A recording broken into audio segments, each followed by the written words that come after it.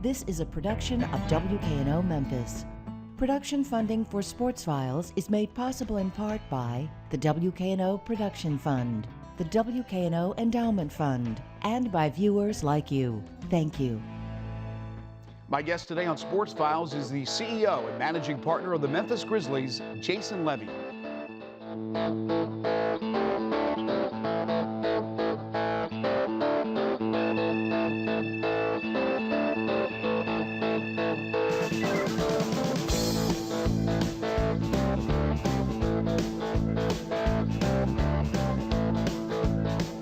Happy holidays, everyone, and welcome to another edition of Sports Files. Later in the show, you'll hear my recent conversation with Mark Dotson, the star of the Class 6A Tennessee State champion Whitehaven High School football team and future Ole Miss Rebel. But first, there's a new sheriff in town, and his name is Jason Levien. Less than 6 weeks ago, the makeup of the Memphis Grizzlies changed shape. At a press conference in the grand lobby of FedEx Forum, the Memphis community met the Grizzlies' new majority owner, Robert Pera, and many members of the new ownership group. And sitting right next to Pera on the podium was the organization's new CEO. Jason Levien has gone full circle, from player agent to working in the front office for the Maloof family in Sacramento, from being a part of a new ownership group in Philadelphia to now running the show in Memphis. Levien is 42 years of age. He's intelligent, shrewd, savvy, and is anything but old school. The buck will stop at his desk, whether it be for on or off the court decisions. The Grizzlies have become part of the fabric of Memphis, and right now they're playing some of the best basketball in the NBA. But the big question for Levien is how to maintain that type of performance for years to come while maxing on the potential profitability of this team. After all, the bottom line is the bottom line. Today, Jason Levien on the challenges ahead for both him and the organization. Next on Sports Files.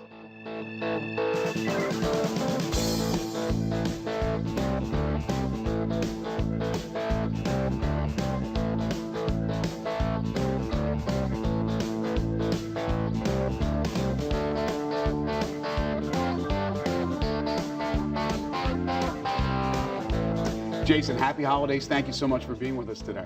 Thanks, Greg, for having me. All right, 6 weeks on the job. I know it's been a whirlwind for you. So far, how are you enjoying it? And what have you gotten accomplished so far in just 6 weeks? I'm loving it. It's been an unbelievable experience. It's been a great 6 weeks. I tell people that I've really been drinking from a fire hose, trying to gather all the information and get my arms around the organization, spending time with leaders in the community, spending time with my partners in the ownership group, and listening really to what they're telling me about what's going well in the organization, things that we might be able to improve, and sort of how we build for the future. There's so much to take in because you're not only dealing with the basketball side of things, you're dealing with the business side of things as well. How do you prioritize what you need to do? Well, I think we take a step back, whether it's basketball, business, holistically, we want to build the right culture, a winning culture, a culture that's going to lead us to sustained success. And we want to build the right processes to make decisions going forward. And one of the things that the key here are the people in the organization, how they work together, how we all work together collaboratively to build for that success. And of course, a big part of that organization and this new ownership group is the majority owner, your friend Robert Pera. Talk about the relationship. Tell us first of all, how you met and how this relationship really strung up and moving forward the purchase of the Grizzlies. Well, Robert is one of the nicest, most humble guys I've met in my life. I think the world of him, and he's brilliant. And we met when he was taking his company public and had such an interest in the NBA and in basketball that we got together in New York for the first time. And we thought we were going to have dinner, and we struck up a 3 or 4 hour conversation about hoops, about life, and just had a great time together and built a friendship really quickly. And then I wound up spending time with him in Taiwan, where his company has a very big office and an impressive presence. And I spent multiple periods of time there with him talking about owning an NBA team, running an NBA team, what that would look like, and sort of what his vision was for that, and how we could work together in making that happen. Very early in 2012, the wheels started to turn. Just tell us a little bit about how things got started, the interest that Robert had and yourself in purchasing this team from former owner Michael Heisley? Well, it started in 2011. Okay. We started talking about it, not the Grizzlies, but just the idea theoretically of having putting together a group to buy a team that he would lead that group, Right. And I would be hands-on in operating it and investing in it. And but in 2012, when I was in Taiwan, probably in January, we started talking more seriously about, okay, what would this look like, and what are the opportunities out there? Which teams? There only are 30 NBA teams. And it's such an opportunity and a privilege to be a part of one, that we started thinking where could we best apply some of our philosophies and our vision in the NBA. You have spoken of sabermetrics, which is over my head and over the head of many people. Talk a little bit about it. And I know we look back at Moneyball and the Oakland A's and what Billy Beane did, but for the common man, what is it? What are you trying to do? There are a lot of terms thrown out there. I think that in basketball, as in any pro sport, any business decision making, information is power and information is key. So whether it's analytical data, whether it's qualitative information about a player or a situation, you want to gather that information. So I would say that I'm an information whore, and I want to get that information because it's great to have, and it's great to make. When you make decisions, you want to be as prepared as possible to make those decisions. And the technology is now available. This is something obviously that wasn't happening and couldn't happen many, many moons ago, but now because you have the ability to do it, you take advantage of it, right? Absolutely, and that's what's great about what Robert and I have talked about is his interest in technology. There are new things that you can apply to understand what's happening on the basketball court differently than you could 5 or 10 years ago. Right. So you take that information, you use the technology that allows you to see that, but then there's old-fashioned information. How hard does a guy work after practice? What does he do in school? Who are his friends? When you're making decisions about personnel decisions, you want to have all that information. All right, speaking of personnel decisions, there are some big decisions you'll have to make at the end of the year. Lionel Hollins, your head coach, his contract ends after this season. Will there be any negotiations during the season, or will you wait until the end of the season? Well, what I've said from the beginning is that we spend so much time from March until November focused on closing the transaction, understanding, doing our due diligence on the team, getting the right ownership group together, getting the right leadership in place, I never spoke to Lionel Hollins during that period of time. So it's really just over the last few weeks that I've gotten to know him, gotten to go to practice. I got to travel with the team. And I have to say that he's done a very impressive job, and he's very impressive to watch. He's really a pro.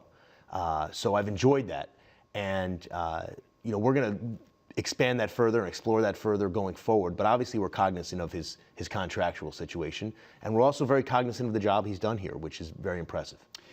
Jason, running the day-to-day operations of this team, if there was to be a personnel move, perhaps you got a phone call and an offer that you could not refuse, as they say, how does it work with your relationship with the majority owner, Robert Parra, maybe with the minority owners? Does it have to go through them? Do you make the decision? It stops with you? Tell us a little bit about the insight of what will happen in decision-making down the road. Well, I would say this. I think we've got a great ownership group. We've got people in the Memphis community who are pillars in the community who've done great things for us here in Memphis and around the region and really around the world.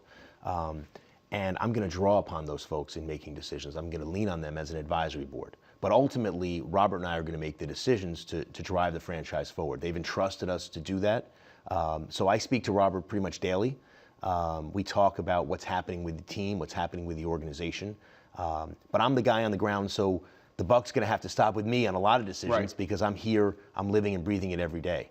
But Robert's obviously very involved, and together we're going to make the decisions going forward. As a business, the Grizzlies are in the business to certainly be profitable, but they want to also put a great product on the floor for the fans. Right now, the product is darn good, off to a great start this season. And the fan base is getting better. But how do you broaden the appeal of the Grizzlies to the surrounding community outside of Memphis and get more fans involved with wanting to watch the Grizzlies play at FedEx Forum? That's a great question, and it's something that we studied this summer very closely. We went to Little Rock, we went to Jackson, Mississippi, spent time in Nashville. One of our partners is based in Nashville, one of our ownership partners, the Hand family. So what we're trying to do is broaden that appeal. We want to be the region's team. We believe we can do that. We think we can attract interest outside of Memphis and in the surrounding areas in addition to Memphis. But ultimately, we are Memphis's team, and we're made in Memphis, and this is our community, and we need to get people in this community continually fired up about the team, fired up about our future, and engaged and as though they feel a part of it. And I think they're starting to do that. I think we can do even more. I think we can get more people out, get more people excited, and feel as though they've really got a stake in this team. Because, you know, Robert said it at the press conference, this is the community's team. Right. And we're really stewards of that, and we're honored to be stewards of that, but this is something that's really true to Memphis. Jason, what do you like about the on-the-court product? What I like most about the on-the-court product is that I think the sum of the parts, the whole is greater than the sum of the parts. I mean, we've got some great talent, but these guys play together. They have an identity. They want to win. You can see that the way they're playing. And their identity is about grit and grind. It's about winning games no matter what it takes. It's about putting the team ahead of themselves. And I think that's why they've had success. And I credit Lionel with that. I credit Mike Connolly with that, Marcus Sol, the whole roster really, because the guys are putting winning above everything else. And you can see that focus. So that's what I appreciate the most. As the CEO and managing partner of this team, I would imagine your phone rings off the hook from other teams possibly looking at a trade or if there's any interest in a player. Just for everybody out there that's curious about it, how often does your phone ring? My phone rings quite a bit, but what I will tell you is that we're doing so well, and it's early, obviously, but people know that we're not focused on having to do anything with the roster right now. There's no urgency to make a move. None whatsoever. In fact, we're enjoying this opportunity to get to know our team better, to get to understand how things are working in the organization and within the team. And so while the phone's ringing, we feel no sense of urgency to really to do much other than gather information. Toughest part of your job? Toughest part of my job, I would say, is making sure that we're focused continuously on the right things and sort of keeping our eye on the prize. And the prize, to me, is building a culture for success, building a culture of unselfishness, one that's driven by process and information. And really, we want people in the organization to enjoy their jobs, and we want people in the community to be passionate about the team. You said, I believe, at the press conference, or a time maybe that you were on my radio show, that you would have somebody in the basketball operations below you and in the business operations below you to work with you. Yeah. Chris Wallace has obviously been a very good general manager for this team and has put together the team that we see on the floor that's playing so well. Have you made a decision yet on his future? Well, like Lionel, Chris is someone who I didn't get to talk to during the process of our taking over the team.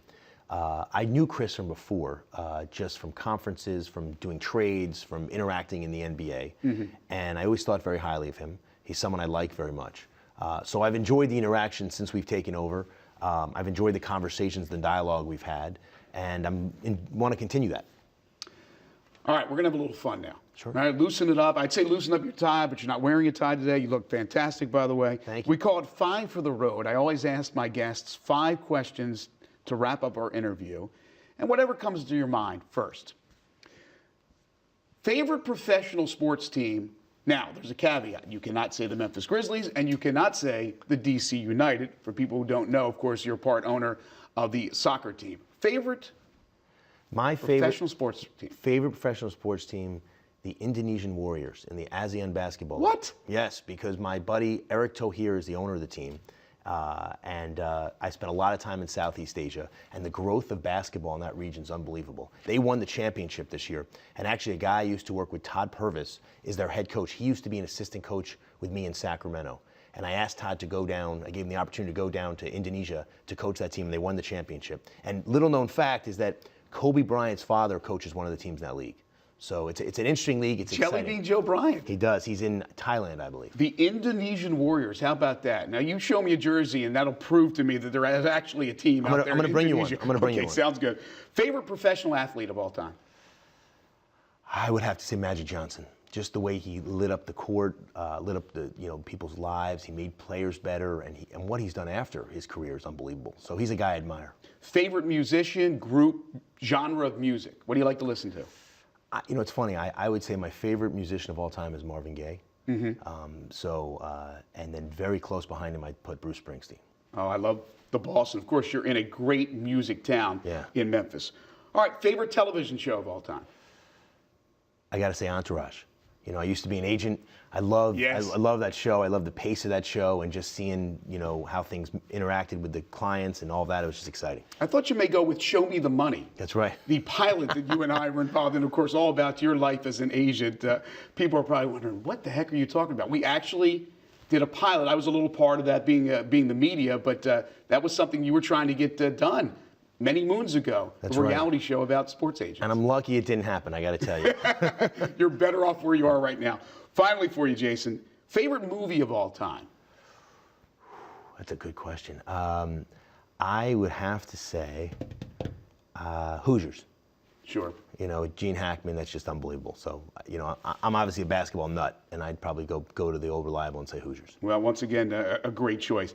Again, happy holidays to you. Thank you so much. Thank you. Absolute pleasure. We appreciate it, Jason. Loved having you. We'll talk to you soon. Great. We'll take a short break. We'll come back with overtime right after this.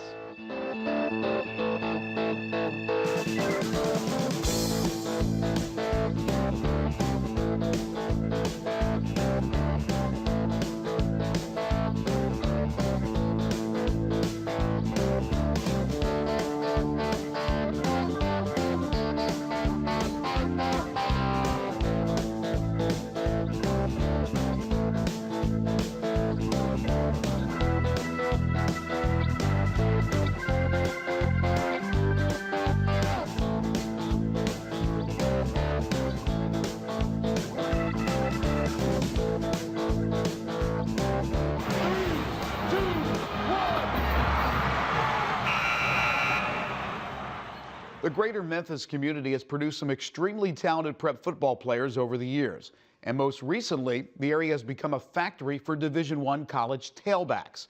This past season, Whitehaven High School product Mark Dotson put together one of the most prolific seasons ever, capped off by a 318-yard, 5-touchdown performance in the Class 6A Blue Cross Bowl state title game. Dotson put his Tigers teammates on his broad shoulders and carried them to a perfect season and their first ever state championship. He ended his prep career in style by adding the game-winning 2-point conversion in overtime. Now Dotson gets set to embark on an even bigger challenge as he heads to Ole Miss to play football for the Rebels. I recently sat down with Mark to talk about his amazing season and his future. Mark, have you had a chance to look back on the season you had culminating in the 6A title? Yes, just looking back towards my off season, this was one of the hardest off seasons I had. I worked really hard, and just in the end, it just paid off. You were telling me that during the summer, you'd come home sometimes at 10 o'clock at night. You worked with a personal trainer. Talk about that.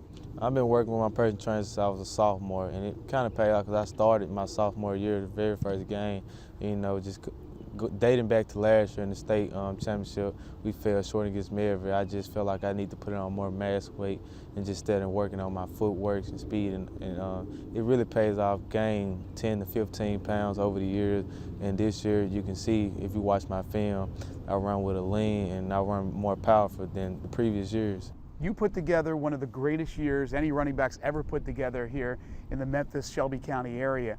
Do you pinch yourself sometimes that you were that good? I mean, it seemed like 300-yard games happened without a problem for you, and you did that also in the championship game, going over 300 yards. Well, basically, coming into the game, I don't be worried about yards or touchdowns or anything. I just do whatever it takes to get the W, get the win. That's most important to me. But after the games, I know my stats. Coach would be telling me, man, you had 300-some yards. And I give all grace and honor to God because he just gave me the talent. He gave me the talent to do these things. Without that, nothing is possible. I'm also sure you would trade in 300-something yards for a state title. You got both this time, but I know you came up short, as you said, last year. And if it was 20 or 30 yards and you want a state title, I'm sure you would trade that in. But this year, dominating force, you guys get to go toe-to-toe with Maryville once again. I'm sure you loved having the chance to play them again. What was it like after the game? The zeros went up on that clock, and you were a state champion. Whitehaven had their first ever football championship. How'd it feel? I mean, it felt great because I told the media like I said, I'm gonna carry the team on my back, and we coming out with a win because I had a big chip on my shoulder. When the clock said 0-0, the final score was 36-35, and I made the final play, and it just felt it was a moment of joy, a moment of happiness just to see the community, the fans, and all us to celebrate with us, and my teammates to celebrate with me. And it's not a one-player game. I couldn't do it without the offensive line. I mean, it was a team effort. Some people tell me, man, you did all this on your own. And I tell them, no, you get it wrong. It's a team effort. I give thanks to the scout team, because without the scout team, I would have never known what Maryville defense would be doing. The scout team is basically really the important piece of your team. You got to have a good scout team if you want to go play for a championship. You had 5 touchdowns in the game against Maryville, but the biggest play was the 2-point conversion, which you basically walked into the end zone. Was there any doubt that your coach, Rodney Salisbury, was going to go for 2 in the win there? Well, the beginning of overtime, I didn't know he was going to go for 2, but when he called my number, I knew it was there, because the formation we called, we never ran it ever, and Maryville was lost. They thought we was going to run it to the left side. I was just looking for number 1, the safety, because that's the person I kept meeting as I was running the ball. And once I saw him blinded up in the box on the right of me, they forgot to protect their C gaps, and I just bounced it to the C gap, and it was a straight shot in the end zone, and then it all started right there. My teammate came and tackled me in the end zone, and then it was just a moment of happiness, and just, man. Yeah, you're going to have that feeling for a long, long time. You were telling me that you were also not 100% in that game. Was it a calf muscle you had pulled and you played through the pain, right? Oh yeah, when I started, when I fell to the ground, my calf, it was like a knot was moving up and down in my calf muscle. Right. And they were trying to massage it out. I was drinking Pedialyte to get some more electrolytes in me, drinking Gatorade and water, and I also took a Medialyte. This is something like a Pedialyte pill, just like a salt tab, but it seems like none of that didn't work. I just told the coach, you just gotta let me go. I'm gonna have to fight through it, and I fought through it. And I broke, when Maryville marched down the field late down in the 4th quarter, and made the score 28-28, and it was 45 seconds left. I actually could have outran number 25 if my calf was 100%, but I was pulling up, and there was no doubt in my head. I was like, I know there's some time on the clock, so I just ran out of bounds. Unfortunately, because of the calf injury, as a precaution, Mark did not play in the AutoZone Liberty Bowl High School All-Star game last week, and obviously selected to play in that. So now you get ready for Ole Miss. And here's the great thing. Mark is graduating early from high school at Whitehaven, is going to enroll at Ole Miss in January. You're wearing your Ole Miss garb right here. First of all, congratulations on the accomplishments in the classroom. That says an awful lot about you. Yes, sir. I mean, it all starts in the classroom. If you don't get your work in the classroom, in school, nothing off the field matters. Talk about the decision to play at Ole Miss, play for Hugh Freeze and the Rebels. I mean, it's a great feeling. I mean, Coach Freeze was the first to offer me my sophomore year when he was at Arkansas State, and he just had a strong feeling that I wasn't coming there with the SEC offers I had on the table over a Sun Belt Conference. And once he got the job at Ole Miss, he really hammered down on me, and he brought one of his assistants, Maurice Harris, which is a former graduate from Whitehaven High School. How about that? Yeah, so that kind of put them on the leaderboard, knowing that I can trust him because he was a former head coach before Coach Salisbury got to start coaching at Whitehaven. So, and I chose Ole Miss. Also, my auntie, she graduated from Ole Miss. It's family tradition, you know. I can trust Coach Freeze, I can trust Coach Harris. I can go to somebody when something's not going right, you know. You ready to go up against those SEC defenses? A little bit different than high school. Oh yes, I'm always ready for a challenge. I mean, just my freshman year, I'm gonna work my tail off. I plan on enrolling early. I'm on pace to be there. January 22nd will be my first day to get prepared for spring ball. I'm coming in trying to be the starting running back as a freshman. You know, just get ready to compete in the SEC. I know it's a tough league. I like tough division because, I mean, if you're playing in tough division, Challenges you, right? Yeah, challenging and it gets you ready for life. All right, let me ask the final question about your style. You talked about upright runner. You can run over people. You can run around people. We saw that. You talked about working with your personal trainer. What do you need to work on personally, in your opinion, to get better?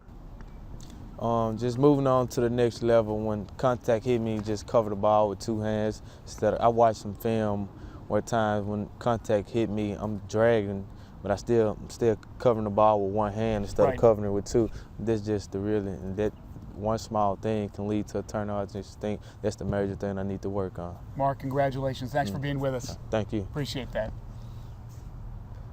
Tomorrow afternoon at FedEx Forum, Josh Pastner and his Memphis Tigers will take the floor against their longtime rivals from Louisville. The nationally ranked Cardinals defeated the Tigers last season in Kentucky. Next season, the Tigers will join the Big East and once again become conference mates with Louisville. Unfortunately for Tigers fans, the rekindling of the relationship will be short-lived after the Cardinals' recent decision to accept an invitation to join the ACC starting in 2014. Ironically, Louisville head coach Rick Pitino was very adamant about adding Memphis to the Big East. I'll be very interested to see what type of reaction he gets when PA announcer Chuck Roberts introduces him to the crowd tomorrow. And that'll do it for this week. Remember, to see any of our past shows, head to our website, WKNO.org, and click on KNO Tonight. And we'll see you next time.